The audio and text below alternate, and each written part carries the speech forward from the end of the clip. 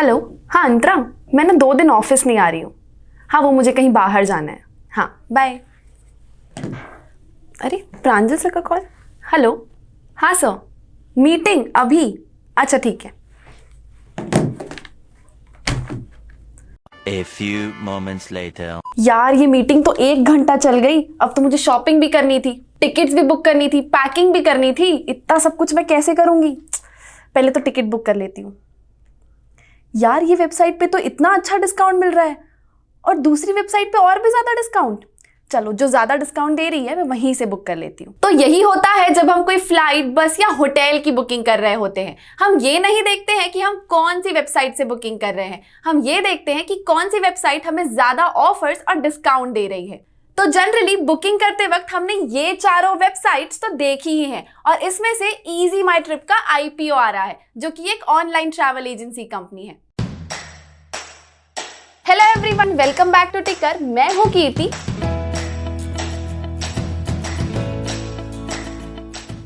तो आज हम डिस्कस करने वाले हैं इजी माई ट्रिप के आईपीओ के बारे में। जानेंगे इस कंपनी से रिलेटेड सारी चीजें, जैसे कि company profile, risk, strengths, financials and और भी बहुत सारी चीजें।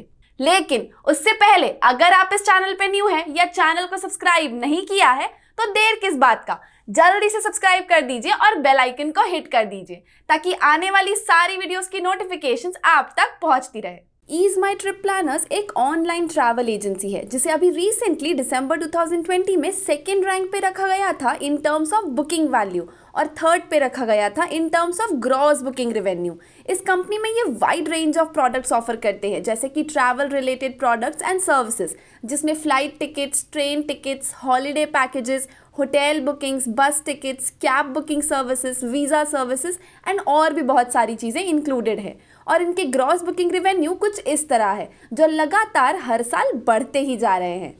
इजी ट्रिप प्लानर्स ने हमेशा से एक अच्छा मार्केट शेयर बना के रखा है अपने कस्टमर्स को एक अच्छी quality of service, user friendly websites and mobile applications देकर। इवन उनकी dedicated in house technology team है जो उनके लिए एक एडवांस टेक्नोलॉजिकल इंफ्रास्ट्रक्चर और सॉफ्टवेयर प्रोवाइड करती है। और अगर हम इस कंपनी की हिस्ट्री की बात करें तो ये स्टार्ट हुई थी 2008 में B2B2C डिस्ट्रीब्यूशन चैनल पे। तब ये ऑफलाइन ट्रैवल मार्केट को केटर करते थे ट्रैवल एजेंट्स के थ्रू, जिसमें वो डोमेस्टिक ट्रैवल्स के लिए एयरलाइन टिकट बुक कर सके। और ग्रेजुअली उन्होंने B2C चैनल स्टार्ट किया 2011 में, ताकि वो growing Indian middle class population की ट्रैवल रिक्वायरमेंट्स को फुलफिल कर सके। और इसमें भी वो स्लोली ग्रो हुए। और क्योंकि इनके ऑपरेशंस ऑलरेडी B2B2C और B2C में था, तो वो 2013 में B2E डिस्ट्रीब्यूशन चैनल पे भी एंटर कर पाए, ताकि वो कॉरपोरेट सेक्टर को भी केटर कर सके। और ये सब करके उन्होंने अपने कस्टमर बेस को काफ़ी ह्यूज बना दिया, जिसका फ़ायदा उन्हें होता ही है। और तीनों डिस्ट्रीब्यूशन चैनल में से उनका सबसे ज़्यादा लार्जेस्ट कैटेगरी है B2C सेगमेंट, जिसमें वो डायरेक्ट और रिटेल कस्टमर्स दोनों को ही टारगेट करते हैं। इस सेगमेंट में उनका gross booking volume for air tickets physical year 2018 से 2020 में 54.82% CAGR का ग्रोथ शो किया है। अब अगर बात की जाए इनके B2E सेगमेंट की, तो उसके लिए उन्होंने अपनी वेबसाइट पे स्पेशली कस्टमाइजेबल पोर्टल बनाया है कॉरपोरेट कस्टमर्स के लिए, जो उनको एक्सक्लूसिव बेनिफिट्स और डिस्काउंट्स देते हैं। और देखा जाए तो इनके काफ़ी बड़े बड़े कॉरपोरेट क्लाइंट्स हैं, जैसे कि जिंदल, डिलीवरी प्राइवेट लिमिटेड, लेलॉयड्स health care, Now Floats technologies private limited and और भी बहुत सारे।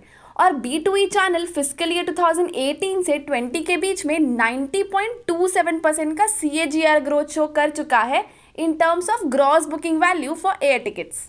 और उनके B2B2C चैनल में ये ऐसे कस्टमर्स पे टारगेट करते हैं जो मोस्टली टीयर 2 और टीयर 3 सिटीज़ में हैं। और इन कस्टमर्स के साथ वो डायरेक्टली नहीं बल्कि ट्रैवल एजेंट्स के थ्रू केटर करते हैं।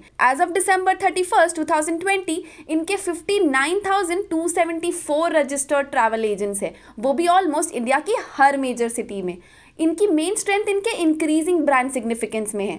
इन्होंने even most of the airline operators जैसे कि Indigo, Go Airlines, SpiceJet and even hotel chains जैसे कि बाइके hospitality, Seashell Beach Suites, Stonewoods Resorts and spa and ऐसे ही और भी बहुत सारे ऑर्गेनाइजेशंस के साथ बहुत अच्छे रिलेशनशिप्स बिल्ड किए हैं। इजी ट्रिप प्लानर्स ने हमेशा से एक अच्छा मार्केट शेयर बना के रखा है अपने कस्टमर्स को एक अच्छी quality of service, user friendly websites and mobile applications देकर।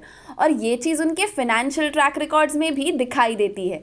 उनके पिछले कुछ सालों का फाइनेंशियल एंड ऑपरेशनल परफॉर्मेंसेस का ट्रैक रिकॉर्ड बहुत अच्छा रहा है। जैसे कि अगर हम उनकी एयरलाइन टिकट पर रेवेन्यू ग्रोथ फ्रॉम सेल्स देखें तो वो फिस्कल ईयर 2018 एंड 19 में 35.22% एंड 35% रही है। इवन इनके नंबर ऑफ ट्रिप्स बुक्ड भी हर साल बढ़ ही रहे हैं। जहां 2018 में 12,000 के आसपास ट्रिप्स थे, वहीं 2020 तक वो 24,000 हो गए। और अगर हम इनके सोर्सेस ऑफ रेवेन्यू देखें तो वो कुछ इस प्रकार है।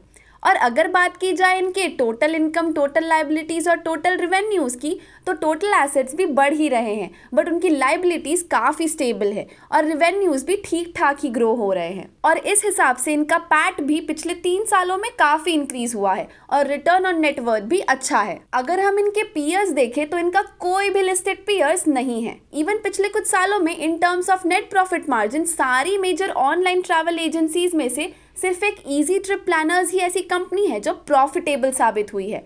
और जैसा कि आप इस टेबल से देख सकते हैं कि इनके पीयर्स जैसे कि क्लियर ट्रिप या मेक माई ट्रिप के कंपैरिजन में इनका नेट प्रॉफिट मार्जिन बहुत अच्छा है। इवन हमें इस टेबल से सारा आइडिया लग जाएगा कि इनके पीयर्स के कंपैरिजन में ईज माई ट्रिप के कितने कस्टमर्स हैं, कितने एजेंट्स हैं और कितने एम्प्लॉयज़ हैं। और इन सारे ही पीयर्स में से इनका मार्केट शेयर फिस्कल ईयर 2020 में अप्रॉक्स 4.6% का था।